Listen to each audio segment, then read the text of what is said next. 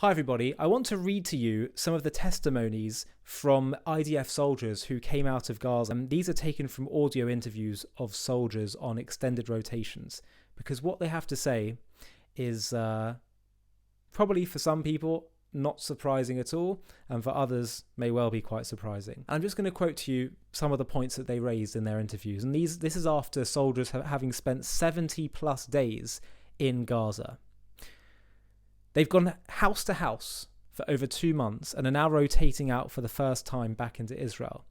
And they're saying not to believe the fake news about the concept of, let's say, there are the Hamas fighters and then the innocent civilians, and it's that simple.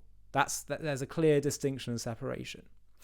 Point number one, the strip is packed wall to wall with Hamas support in the population.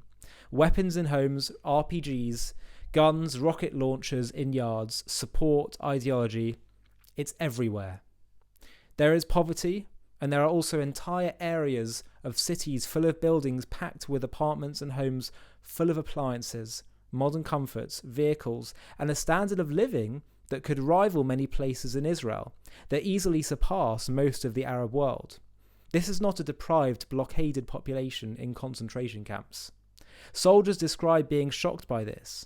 Gaza is under Egyptian and Israeli blockade, but you would never know it. It was a modern, thriving territory. The tunnels, the weapons, the preparations and infrastructure to go get the Jews are everywhere. In the houses, under the businesses, in the mosques, the UNRWA schools, the hospitals and clinics. Gaza is not an open prison, it is a giant terror base. The notion this massive terror base packed with several million people and ruled by a terror organisation for over 15 years that spent endless billions on above and below ground terror infrastructure will be dismantled in 8 weeks is not realistic. The mission, if fulfilled, will take a long time. And by the way, this is not to say that there are not innocent people caught up in this. Of course there are. But let's not kid ourselves. It's not just the Hamas fighters and the rest of the population. There's a majority support for Hamas among Palestinians and for what Hamas did on October 7th. That's just what polling seems to suggest. And we know from Memory TV and what they show us as being broadcast to children. We know from... I saw a shop in Gaza that the IDF found called Hitler 2. That we know from raids in various homes. There's just the literature people are reading, the culture, the celebrations of killing and targeting Jews. It's utterly widespread, and to deny this would be absolute sheer naivety. And so this means that what's going to need to happen is going to be more.